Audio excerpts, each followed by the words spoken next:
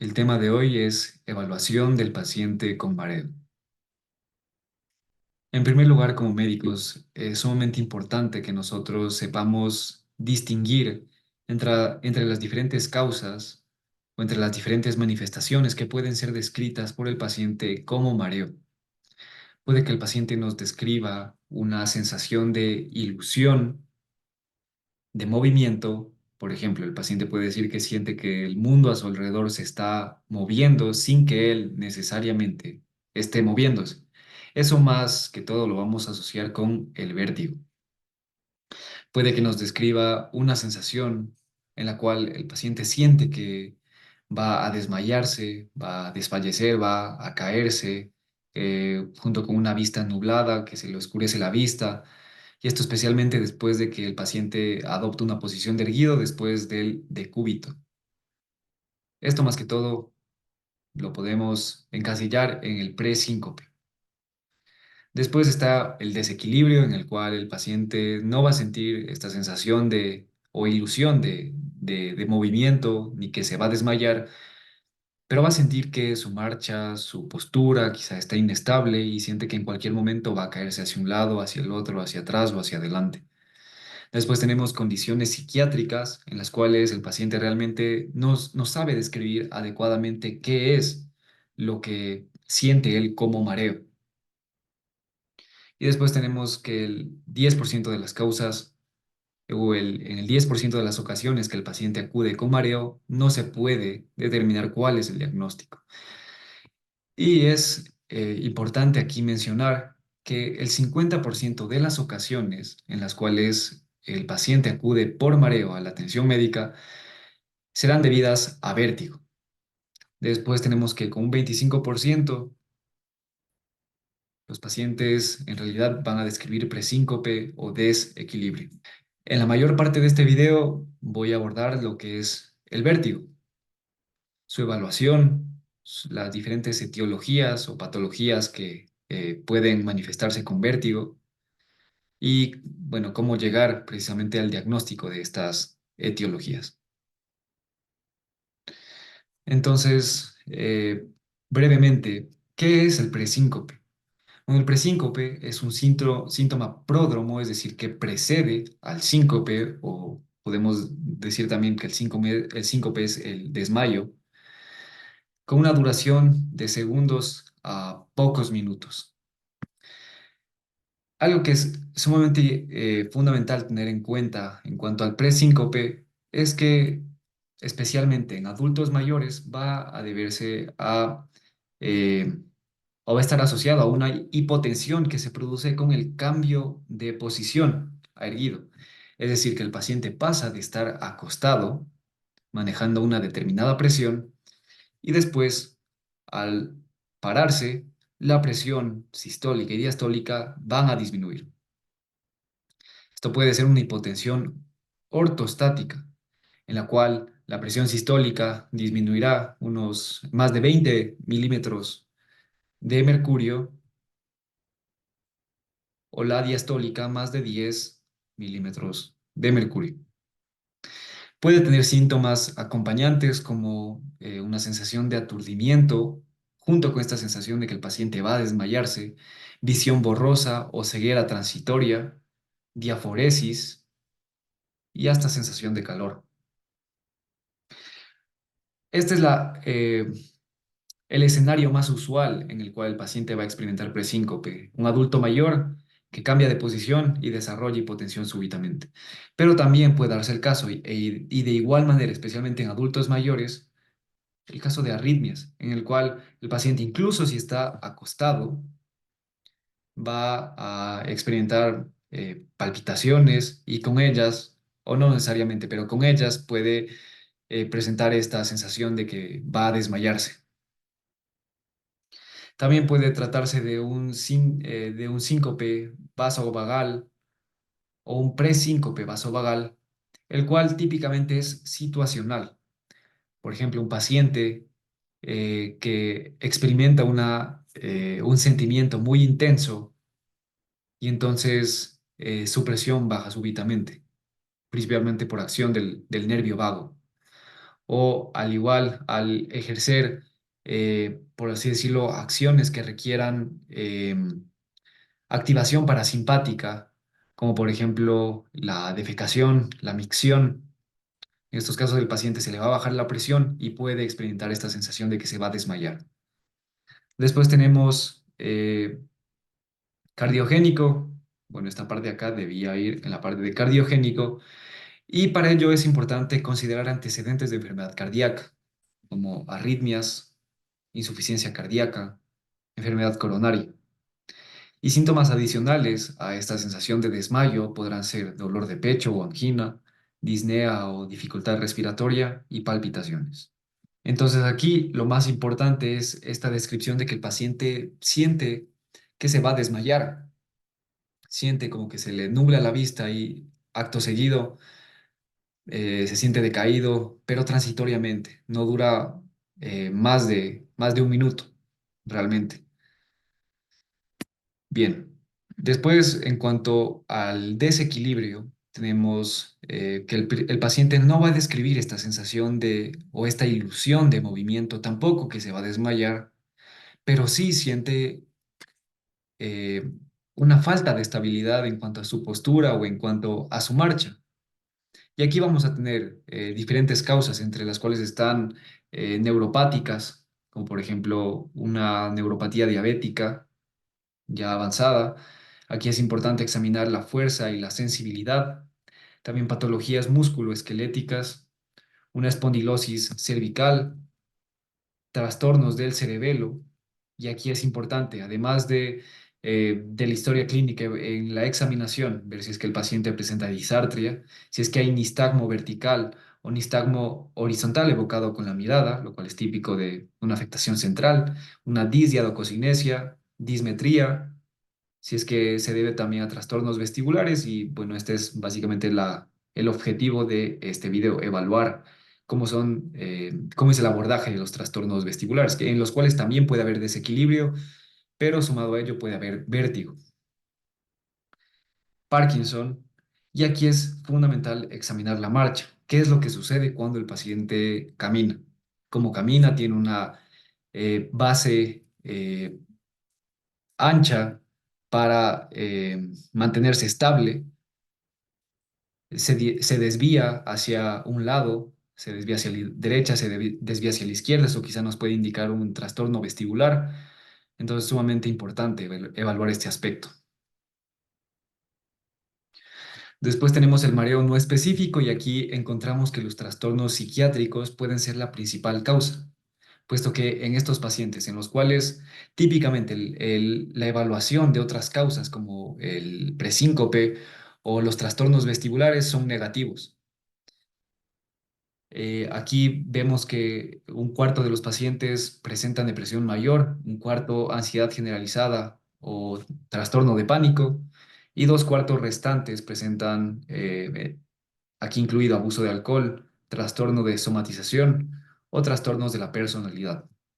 Tenemos que otras causas de mareo pueden ser trauma craneal reciente, hipoglicemia y efectos adversos o síntoma de abstinencia de algunos fármacos como los antidepresivos y en este caso, por ejemplo, el caso de los antidepresivos tricíclicos puede dar lugar a hipotensión ortostática por el efecto que tiene a nivel de los receptores alfa adrenérgicos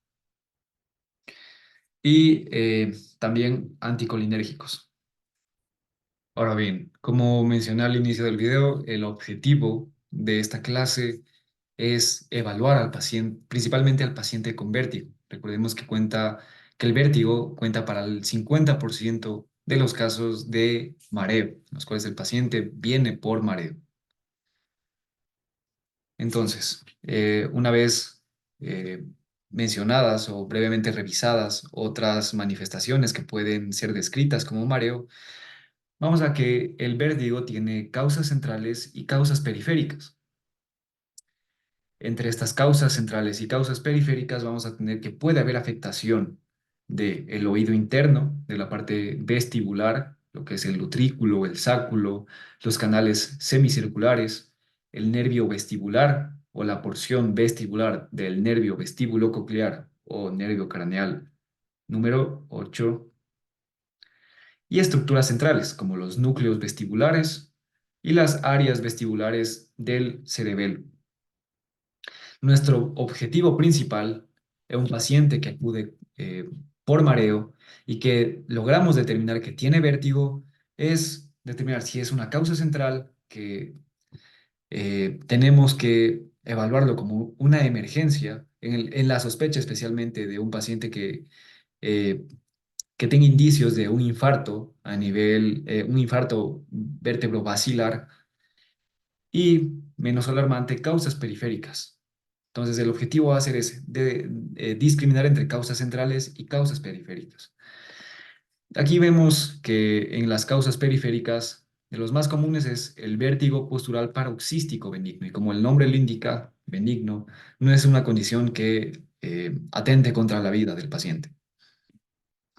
Tenemos también neuritis vestibular, herpes zóster óptico, enfermedad de Meniere, conmoción cerebral laberíntica, fístula perilinfática, síndrome de dehiscencia del canal semicircular, síndrome de Cogan, vestibulopatía recurrente, neuroma acústico o también llamada como schwannoma vestibular, que está típicamente presente. Esta es pregunta de examen en pacientes con neurofibromatosis tipo 2.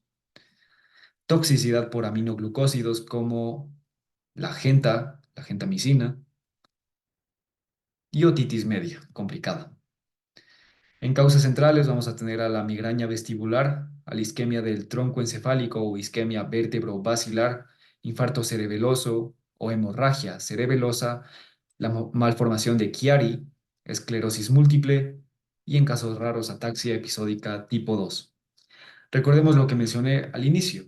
El vértigo es un síntoma de ilusión de movimiento, de que el paciente va a sentir que el medio externo, que el mundo se mueve a su alrededor, o siente también que el paciente es el que se está moviendo con respecto a el medio externo, incluso si describen no eh, estarse moviendo como tal, estar ejerciendo alguna contracción muscular. Entonces, ¿qué manifestaciones clínicas eh, van a estar asociadas al vértigo? Bien, entonces, antes de esta parte, ¿cómo el paciente nos va a describir como tal el vértigo? Primero, mareo. Puede también describirnos al vértigo como desorientación o más específico, que está dando vueltas, que el mundo está dando vueltas a su alrededor o que el paciente está dando vueltas. Algo que nos ayuda a limitar más esta evaluación es que cuando el paciente nos describe que este mareo empeora con el movimiento de cabeza, esto es mucho o muy indicativo de vértigo. Entonces es sumamente importante que le preguntemos esto precisamente. Si es que el paciente siente que al moverse o al mover la cabeza, su síntoma empeora. Entonces, junto con el vértigo puede estar presente náuseas y vómito, especialmente cuando la afectación es periférica, aunque también puede darse en la afectación central. Y considerar que las náuseas y el vómito no suelen manifestarse a menudo en el paciente con vértigo posicional paroxístico benigno. También puede manifestar inestabilidad de la postura y marcha, y esto es más común en la lesión central. Es por ello que es fundamental que evaluemos la marcha del paciente, porque puede que incluso presente una ataxia, si es que hay una afectación cerebelosa, y eso puede indicarnos un infarto, puede indicarnos una hemorragia, y aquí hay que correr, hay que llevar rápido al paciente para tratamiento, si es que así lo requiere. ¿Qué otros síntomas puede manifestar un paciente con afectación vestibular? Puede tener esta ilusión de inclinación en la cual el paciente incluso puede llegar a describirnos que siente que está de cabeza o como el upside down. Así es como lo describe en inglés. Se me vino a la mente Stranger Things. Eh, y esto puede ser una indicación de alteración en el utrículo y ossáculo, es decir, una afectación periférica. Pueden también tener tendencia a caer hacia el lado afectado. Por ejemplo, si tengo una afectación a nivel del oído interno derecho, puede que cuando yo estoy caminando me incline hacia la derecha y puede que me caiga hacia la derecha. Pueden en casos más severos tener ataques de caída, en los cuales el paciente va a describir una sensación de ser jalado o empujado hacia el piso. Puede presentarse en enfermedad de Meniere, en toxicidad por aminoglucósidos o en dehiscencia del canal superior. Esto no es común, por ejemplo, en un paciente con vértigo posicional paroxístico benigno. Adicional a lo anterior, el paciente también puede manifestar osilopsia. ¿Qué es osilopsia? Es una incapacidad de, mientras el paciente está moviéndose, mientras está caminando, enfocar los objetos. ¿Cómo le podemos preguntar esto al paciente? ¿Siente usted que cuando está caminando, los objetos a su alrededor se mueven eh, o no logran ser fijados? ¿Usted no logra fijar la mirada en un mismo punto? Esto puede ser un indicativo de osilopsia, que se presenta cuando hay alteraciones en el reflejo vestíbulo ocular. Se presenta algo así. Eh, También puede darse el caso de un paciente con alteración en el equilibrio sin vértigo. Aquí el paciente quizá el motivo de consulta no sea vértigo como tal, sino que el mareo que nos describa el paciente puede ser un desequilibrio. Y esto puede presentarse en casos de afectación bilateral a nivel vestibular agudas, como toxicidad por aminoglucósidos, enfermedad de Meniere o incluso meningitis. Algo que es importante considerar aquí es la cronicidad.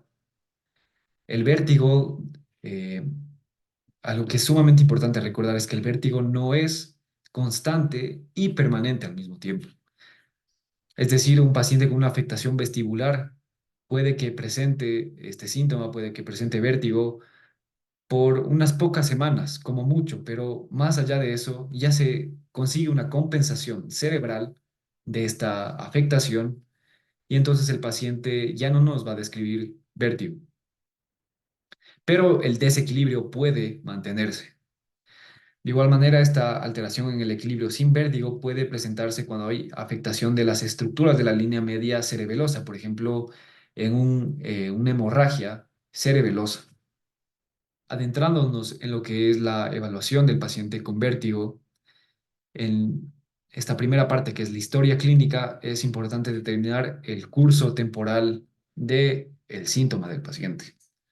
Si es que ya llegamos a que el paciente como tal nos está describiendo vértigo, hay que determinar si es que es menor a un minuto y recurrente. Esto es indicativo de un vértigo paroxístico posicional benigno, que se presenta más en pacientes adultos mayores. Puedes también preguntarle si es que no es este el caso, si no es menor a un minuto y recurrente, si es que dura varios minutos a horas, pero es episódico, es decir, que no dura más de unas pocas horas. Aquí puede ser una enfermedad de Meniere, por ejemplo, una migraña vestibular, especialmente si está acompañada por cefalea, aunque no en todos los casos se va a presentar cefalea, o si es un ataque isquémico transitorio que afecta al tallo cerebral, al cerebelo o al nervio vestibular. Por ejemplo, cuando hay una oclusión a nivel de la arteria laberintina, que es la que irriga a el nervio, al par craneal 8. O si es que es constante, es severo y tiene una duración de varios días. Ya el cuadro está durando todo el día o va más de un día. Esto puede ser un indicativo de una neuritis vestibular, de un infarto de los núcleos vestibulares o del cerebelo o una esclerosis múltiple. Y en el caso de una neuritis vestibular, además, va a ser importante preguntarle si es que previo a su cuadro actual presentó alguna infección respiratoria que nos puede indicar una posible infección viral, que en algunos casos puede llegar a producir una neuritis vestibular. También evaluar factores agravantes y desencadenantes. Es característico del vértigo que se exacerbe con el movimiento de la cabeza. Si es que no se exacerba después de haber movido la cabeza en varias direcciones, es probable que no se trate de vértigo. También con movimientos de para y sigue, por ejemplo, al estar en el elevador o al estar conduciendo y en el tráfico y, por ejemplo, se acelera, después se frena, se acelera, después se frena y esto puede llegar a exacerbar los síntomas en un paciente con vértigo. O si es que se precipitan los síntomas al darse vueltas en la cama o al extender la cabeza. Esto puede ser un indicativo de un vértigo paroxístico posicional. Si es que empeora con el aumento de la presión, como por ejemplo al estornudar, al toser, al hacer ejercicio o al pujar, eh, esto puede ser un indicativo de una fístula perilinfática causada por un barotrauma, por una cirugía del oído medio o al pujar por levantamiento de pesas o defecación. O también indicativo de una dehiscencia del canal semicircular superior. Si es que se trata de un paciente que tuvo un trauma con extensión del cuello y actualmente, además del vértigo, está sintiendo un dolor en el cuello o tiene otros síntomas centrales localizados en la o que son característicos de una afectación central a nivel del tallo cerebral, es posible que se trate de una disección de la arteria vertebral. Si es que tuvo una infección reciente, como mencioné antes, es posible que se trate de una neuritis vestibular. Pero cabe mencionar que menos del 50% de los pacientes con neuritis vestibular reportan una infección reciente previa. Síntomas asociados al vértigo, ya mencioné algunos como náusea y vómitos que, bueno, no pueden, no suelen ser o no nos suelen ayudar mucho como para determinar la causa.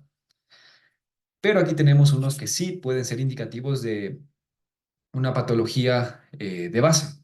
Por ejemplo, vértigo agudo acompañado de otros síntomas del tallo cerebral. Nos va a sugerir esto isquemia o infarto. Aquí puede ser disartria, diplopia, debilidad, alteración sensitiva facial y del hemicuerpo, disfagia.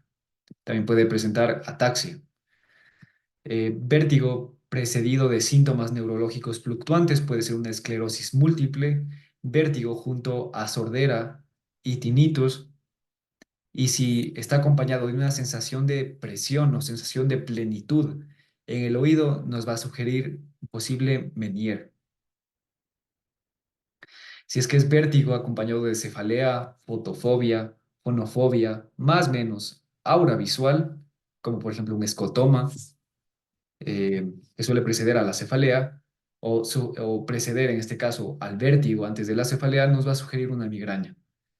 Si es que se acompaña de disnea o es precedido por una disnea, diaforesis y palpitaciones y sensación inminente de muerte, puede ser un ataque de pánico. Y en este caso en particular, en el ataque de pánico, puede que el ataque de pánico como tal, por la hiperventilación asociada, desencadene un episodio de vértigo, o que como tal el mismo vértigo, por lo alarmante eh, en su presentación, puede que dé lugar a un ataque de pánico. Entonces, esto es importante tenerlo en consideración. En cuanto a la historia médica previa, evaluar si es que tiene factores de riesgo por un accidente cerebrovascular, como por ejemplo niveles altos de LDL, bajos de HDL, diabetes mellitus, si es que tiene concomitante una enfermedad coronaria, si es que tiene detectadas placas ateromatosas. Esto puede ser en el caso de un paciente con vértigo agudo, puede que se trate de una isquemia vértebrovascular. Si es que tiene un antecedente de trauma cráneoencefálico, puede ser un vértigo paroxístico posicional benigno. Recordemos qué es lo que sucede en esta patología, que se da especialmente en pacientes adultos mayores, que las otoconias por así decirlo, termina en un lugar donde no deben estar, que es en el canal semicircular. Usualmente el canal semicircular posterior, por un trauma, pueden llegar a migrar hacia esta parte del laberinto y entonces dar lugar a una estimulación anómala de las células que emiten los impulsos hacia el nervio vestibular. Y entonces el paciente va a presentar esta discordancia en cuanto a los impulsos de ambos aparatos vestibulares, del lado izquierdo y derecho. Puede que se trate, si es que tiene una historia de migraña, de una cefalea eh, unilateral, pulsátil, recurrente, que se acompaña de fotofobia, fonofobia, osmofobia, náuseas y vómito, puede ser indicativo de de un vértigo migrañoso o de una migraña vestibular. En medicamentos hay que tener muy en cuenta los medicamentos que causan toxicidad del oído interno, no solo vestibular, como el cisplatino o los aminoglucósidos. También se suele describir a los diuréticos de asa como medicamentos con efecto tóxico a nivel del oído interno. Y toxicidad cerebelosa, la fenitoína. En lo que corresponde a la examinación, importante, en primer lugar, descartar una hipotensión ortostática, puesto que en este caso puede que se trate de un presíncope, el caso del paciente. Y bueno, para la valoración del paciente con vértigo, tenemos test de desbalance vestibular dinámico y estático. En el dinámico tenemos el HIT, o también conocido como el test de impulso cefálico, el test de agudeza visual con agitación de cabeza y nistagmo post agitar cabeza. Bueno, sus nombres realmente suenan mejor en inglés de lo que suenan en español. Estático, aquí tenemos el nistagmo espontáneo, el test de skew o de desviación y el test de calor. Bien, y ya para la examinación del paciente con vértigo va a ser fundamental hacer uso del HINTS. Por sus siglas, Head Impulse Test, nistagmo y test de skew. Estas tres valoraciones o estos tres tests van a ser fundamentales a la hora de discriminar entre afectación central versus afectación periférica. Vamos a ver, en cuanto al Head Impulse Test o test de impulso cefálico, ¿en qué consiste? Primero se le va a pedir al paciente que mire fijamente un punto, usualmente la nariz del examinador. Nosotros nos vamos a poner de frente al paciente, le vamos a pedir que fije su mirada en nuestra nariz, en este caso mi nariz, y vamos a colocar nuestras manos alrededor del rostro del paciente. Vamos a mover de un lado al otro unos 10 grados, 10 a 15 grados, y súbitamente, sin que el paciente se lo espere, vamos a un poco brusco. El movimiento debe ser un poco brusco, pero no como para hacerle daño al paciente. Vamos a mover hacia un lado, primero hacia la izquierda y después otra vez movemos suavemente y bruscamente hacia la derecha. Si es que, más bien, ¿cuándo va a ser positivo el Head Impulse Test? Recordemos, el paciente está con su vista fija en la nariz del examinador.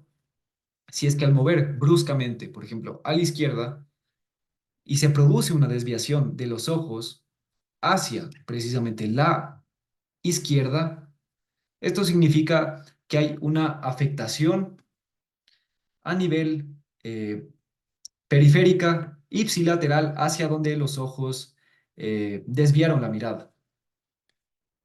Bien, entonces en este caso es positivo. Recordemos que va a ser positivo el Head Impulse Test cuando se trate de una afectación periférica.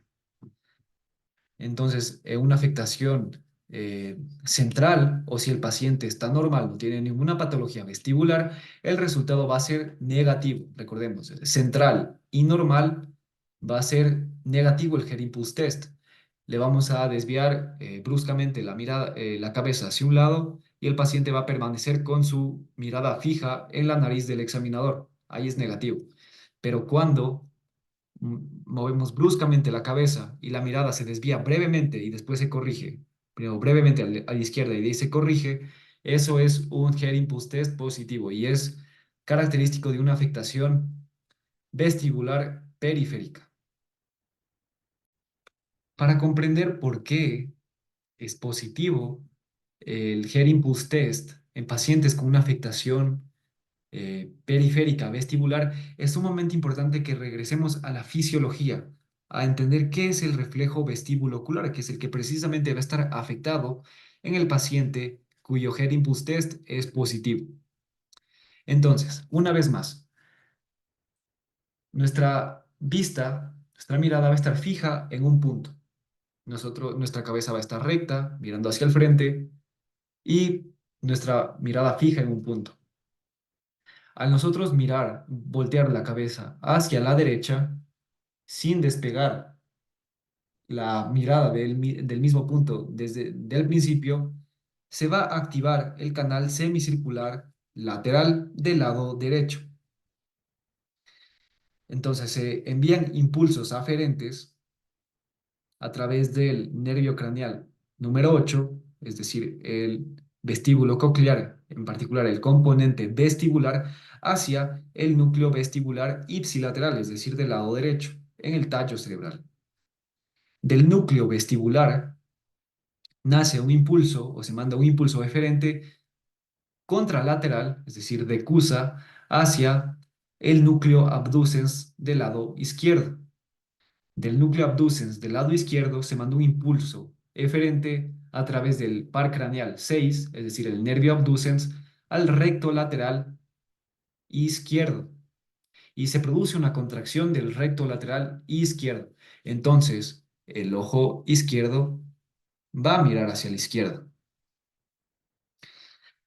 Paralelamente, a través del mismo núcleo abducens se va a mandar un impulso eferente hacia la formación reticular del lado contralateral, es decir, del lado derecho, del mismo lado del canal semicircular lateral derecho que mandó el impulso en un inicio y va a ascender hacia el mesencéfalo hasta llegar al núcleo del oculomotor del lado derecho.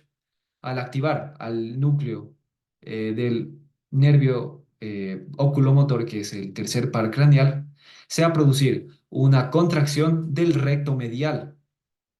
Entonces, del recto medial del lado derecho. Entonces, se va a contraer al mismo tiempo, al mismo tiempo que nosotros movemos la cabeza hacia la derecha y está nuestra mirada fija en un punto, se va a activar el recto lateral izquierdo. Entonces, el ojo izquierdo va a mirar para la izquierda y del recto medial derecho.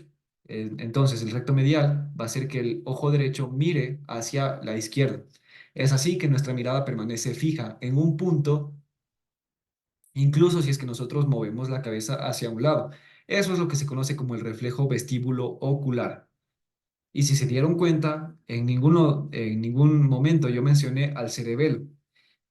Es por ello que un Head Impulse Test negativo se asocia a una afectación central, puesto que el cerebelo, que es central, no afecta al reflejo vestíbulo ocular. Es así que esta maniobra va a salir negativa, porque no se trata de o la parte cerebelosa no actúa en esta vía, solo la parte vestibular.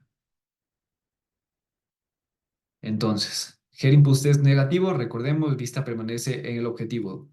Head Impulse Test positivo, la vista se desvía hacia el lado afectado y se corrige inmediatamente. El Head Impulse Test tiene una especificidad del 82 al 100% para afectación periférica y es particularmente útil para diferenciar causas de vértigo agudo prolongado periféricas versus centrales. Entonces, recordemos, se mira hacia la derecha y el ojo izquierdo, por el recto lateral, va a mirar hacia la izquierda y el ojo derecho por el recto medial, de igual manera, hacia la izquierda para mantener la vista en un mismo punto. Ahora, la siguiente parte del HIMSS es el nistagmo. Vamos a ver, ¿qué es lo que sucede con el nistagmo? Y primero, ¿qué es el nistagmo? Es este movimiento de tipo oscilatorio anómalo, en la mayoría de las ocasiones, de los ojos. Puede ser evocado por la mirada, es decir, a nosotros mirar hacia un lado o hacia el otro, o ser espontáneo. El nistagmo puede presentarse tanto en lesión periférica como en lesión central. En el caso de la lesión periférica, ¿cuáles van a ser las características del nistagmo? Va a tener su fase rápida hacia el lado sano y va a ser unidireccional. Cuando nos referimos a la fase rápida, el nistagmo tiene dos componentes. Tiene un componente lento y un componente rápido. Componente lento, rápido. Algo así. Entonces, la fase rápida, que es la que se mueve más bruscamente, va a estar en dirección al lado sano y va a ser unidireccional. No va a cambiar con la dirección, lo cual es característico de la lesión central. Es decir, el nistagmo o la dirección del nistagmo va a ser evocada por la mirada, por lo cual decimos que es bidireccional. ¿Cómo logra observarse esto? En el caso de una afectación periférica, la dirección del nistagmo va a ser, si es que se mira a la izquierda, la fase rápida hacia la izquierda. Si se mira hacia la derecha, la fase rápida va a seguir siendo hacia la izquierda. Mientras que en el caso de un nistagmo de causa central, cuando se mira hacia la izquierda, la dirección va a ser izquierda de la fase rápida. Mientras que si es derecha, la dirección va a cambiar a la derecha, va a ser bidireccional. Ya, en cuanto a las lesiones periféricas, dan lugar a un nistagmo puramente horizontal o mixto, torsional horizontal. El efecto de la fijación en el caso de la afectación periférica es que suprime el nistagmo, es decir, que cuando el paciente fija la mirada en un punto, se suprime el nistagmo. Al utilizar los lentes de Frenzel, que son unos lentes que hacen que el paciente vea borroso, al no poder fijar la vista, va a aumentar el nistagmo. En el caso de la lesión central, eh, la dirección predominante del nistagmo va a revertirse con la convergencia. Es decir, cuando, por ejemplo, se le pide al paciente que mire un objeto o un dedo que esté cerca, ahí convergen ambos ojos. Puede ser puramente vertical o torsional y en cuanto a la fijación, esta no suprime el nistagmo. Por último, en el HINTS tenemos el test de skew o el test de desviación. El test de skew consiste en taparle, primero, en pedirle al paciente que de igual manera mire hacia un punto fijo la nariz del examinador, mientras se le pasa un objeto que le tapa completamente un ojo y después se le pasa rápidamente al otro ojo y después al un ojo y después al otro ojo. ¿Cuándo va a ser positivo? Cuando le pedimos que fije la mirada, se le cubre un ojo y a... em, se le pasa el objeto que tapa el ojo al siguiente, vemos que hay una desviación oblicua o vertical del ojo que estaba siendo tapado. Eso es un indicativo de lesión central, de una afectación central. Pero si es que le decimos al paciente que fije la mirada en la nariz del examinador y cambiamos el objeto de un lado al otro y no se produce esta desviación oblicua o vertical, entonces decimos que es una lesión, probablemente una lesión periférica, que eh, no se produce tampoco en todos los casos, pero nos ayuda a diferenciar en la mayoría. Bien, entonces la famosa maniobra de Dix-Hallpike. Esta va a ser útil principalmente para el vértigo paroxístico posicional benigno, que usualmente se debe a una canalitiasis del canal semicircular posterior.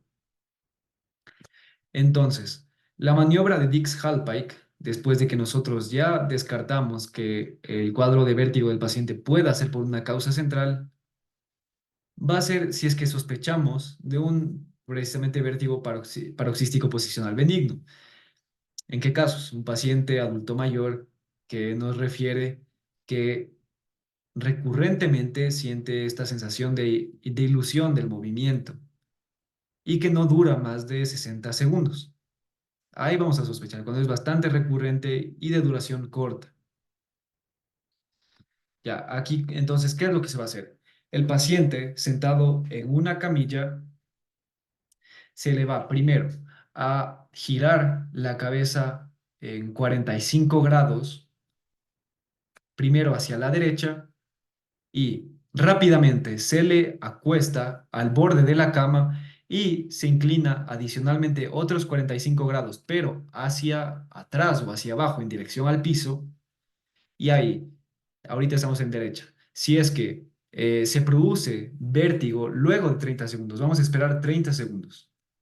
Si es que después de hacer esto se produce vértigo y un nistagmo, que suele ser muy evidente, torsional y vertical en dirección hacia el piso, es positivo para vértigo paroxístico posicional benigno por afectación derecha. Entonces, adicionalmente a eso, tenemos que hacer la maniobra hacia la izquierda. Entonces, el paciente gira 45 grados hacia la izquierda, se la acuesta rápidamente y otros 45 grados hacia atrás.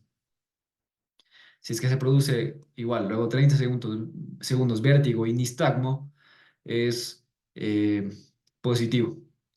Y lo siguiente a la maniobra de Dix-Hallpike es la maniobra de Epley, que es terapéutica, pero que en este caso no la vamos a ver, porque aquí solo estamos evaluando la parte diagnóstica. Ya. ¿Qué más nos puede ser útil? Evaluar la agudeza visual con la agitación de la cabeza. Y aquí, ¿qué es lo que vamos a hacer? Esto es un test dinámico en el cual al paciente le vamos a mover la cabeza de lado a lado con una oscilación de tipo 2, 2 oscilaciones por segundo. Y le vamos a pedir que eh, antes de realizar estos movimientos, le vamos a testear la cartilla de Snellen y ver cuál es su agudeza visual. Si es que después de moverle la cabeza, su agudeza visual disminuye en más de 4 líneas, es decir, si estaba en un 20-20, disminuye a 20-25, 20-30, 20-40, 20-50 o 20-60, a este nivel, decimos que es un test de agudeza visual con agitación de cabeza positivo. Y esto es un indicativo de afectación en el reflejo vestíbulo ocular, que puede ser central o puede ser periférico. En este caso no nos ayuda a diferenciar. También tenemos el nistagmo con cabeza agitada y aquí le vamos al paciente pedir que cierre los ojos, vamos a mover su cabeza de lado a lado, de tipo movimiento negación, durante 15-40 segundos y cuando el paciente abra los ojos y si existe afectación periférica, se producirá un nistagmo con dirección hacia el lado sano. Si es que hay una afectación central, luego de que el paciente abra los ojos, se va a producir un nistagmo horizontal con dirección al lado afectado o un nistagmo puramente vertical. En estos casos, de igual manera, es difícil discriminar si es periférico o si es central. Y finalmente tenemos el test de calor, que no suele ser realizado muy comúnmente. Consiste en aplicar, puede ser con una pipeta, agua caliente a 44 grados centígrados al canal auditivo. Y si se coloca este agua caliente, se va a producir normalmente se produce un nistagmo ipsilateral en dirección, es decir, con una fase rápida hacia el oído al que se le puso agua caliente.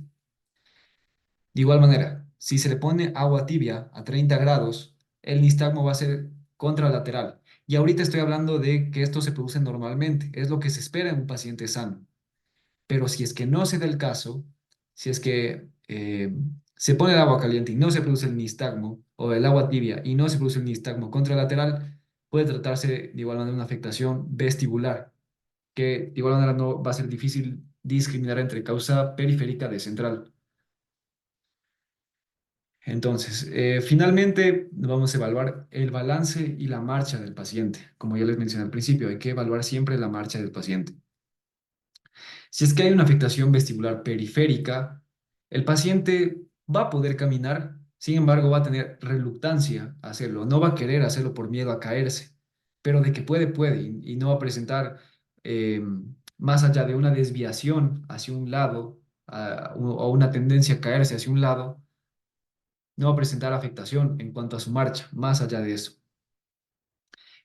Durante el test de Romberg vamos a ver que igual va a haber una desviación hacia el lado afectado. En el caso de una afectación central, va a haber como tal ya una incapacidad para caminar sin caerse.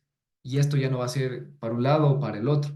En el caso de que un paciente presente una ataxia por una afectación no solo vestibular, sino también cerebelosa, el paciente va a presentar una incoordinación importante o una descoordinación importante en su marcha y entonces va a tender a caerse. También van a mantener una marcha de base ancha y la desviación va a ser variable, no va a ser solo hacia un lado. En el test de Romberg, que en ocasiones puede incluso salir negativo. Otros signos neurológicos, como ya mencioné, si es que se presentan otras afectaciones del tallo cerebral como disartria, disfagia, diplopía, anisocoria, alteración en sensibilidad facial, tosis, un síndrome de Horner, indica una afectación central, por ejemplo, un infarto vulvar lateral, como un síndrome de Wallenberg.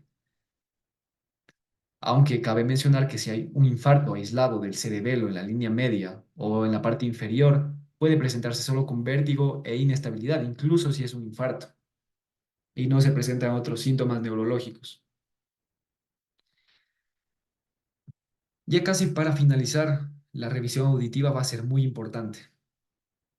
Primero vamos a, con un otoscopio, revisar el, el- el canal auditivo, vamos a revisar la membrana timpánica.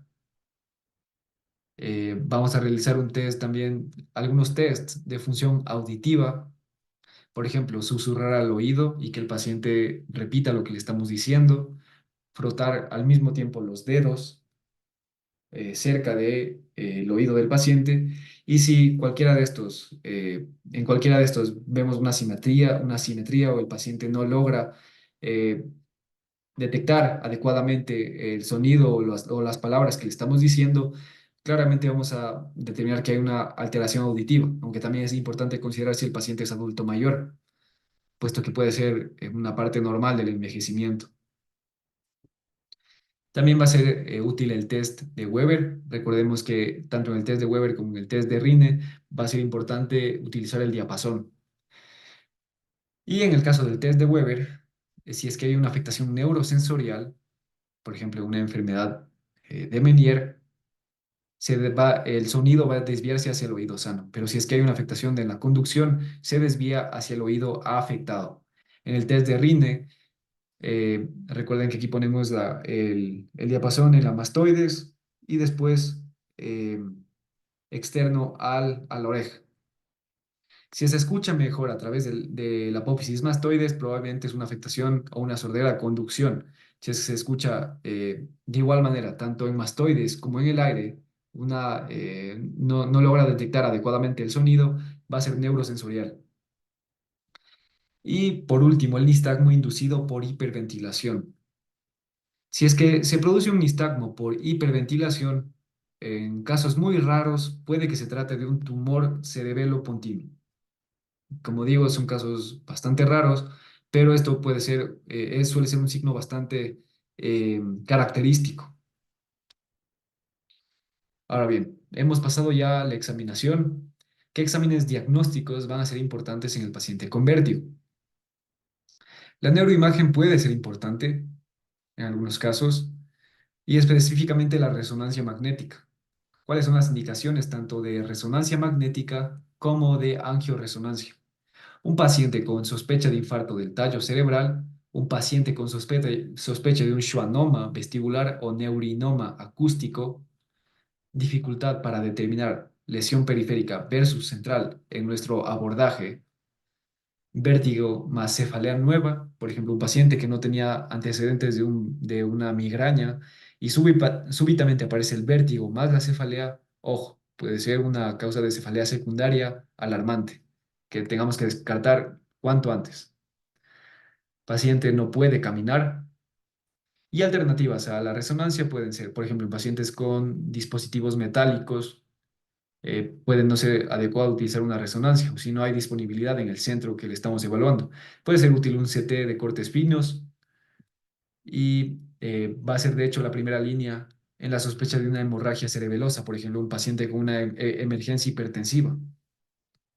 Otras herramientas puede ser la electronistagmografía, la nistagmografía por video, los potenciales miogénicos evocados vestibulares, que la verdad no los entiendo mucho, pero bueno, son herramientas útiles. Y la audiometría, que puede ser útil para confirmar el diagnóstico de enfermedad de Meniere y la detección de una sordera unilateral en pacientes con un schwannoma vestibular. Hay algo aquí a mencionar en cuanto al schwannoma vestibular que no lo mencioné antes, y es que no suele debutar con un vértigo, puesto que, como les mencioné, cuando hay una afectación crónica vestibular, el cerebro suele compensar esta afectación vestibular. Entonces el paciente no manifiesta vértigo. Puede manifestar alteración en el equilibrio, sí, pero no vértigo como tal. Lo que sí va a ser evidente es el déficit auditivo, que suele ser insidioso en casos de estos pacientes con schwannoma vestibular. Entonces, abordaje de un paciente con vértigo. Primero, confirmar que sea vértigo, que no sea un presíncope, un desequilibrio por otras causas no vestibulares o bueno, el vértigo o el mareo de causa psicogénica suele ser ya un diagnóstico por descarte. Ya, determinados que se trata de un vértigo. ¿Qué va a ser importante? Realizar primero el HINTS, Head Impulse Test, nistagmo y test de skew. Si por un lado tenemos un Head Impulse Test positivo, un nistagmo horizontal unidireccional y un test de skew negativo, probablemente sea periférico. Y nos preguntamos, si es que se trata de episodios recurrentes, si son de corta duración menor a 60 segundos, vamos a realizar la maniobra de Dix-Hallpike para evaluar un vértigo paroxístico posicional benigno. Pero si es de minutos a horas, posiblemente se trate de una enfermedad de Meniere y entonces hay que evaluar de acuerdo a la guía diagnóstica de esta enfermedad. De igual manera, si es que presenta un déficit auditivo, un tinnitus, una sensación de presión o plenitud en el oído, puede ser enfermedad de Meniere. Si es que es un vértigo agudo continuo, puede ser una neuritis vestibular o una toxicidad por aminoglucósidos. Si es que, por otro lado, se trata de un Head Impulse Test negativo, nistagmo evocado por la mirada, es decir, bidireccional, o nistagmo puramente torsional o vertical, es decir, que no hay componente horizontal, y un test skew positivo, probablemente sea central. Si es que tiene un inicio agudo, puede ser un infarto del tallo cerebral, una esclerosis múltiple, una hemorragia cerebelosa. O también, si es que se acompaña de cefalea, puede ser un vértigo migrañoso. Y en estos casos, a excepción del vértigo migrañoso, que no es una causa para una indicación para realizar resonancia, vamos a realizarla en estos casos. Y bueno, si el video te gustó, te invito a que te suscribas, que des like y lo compartas.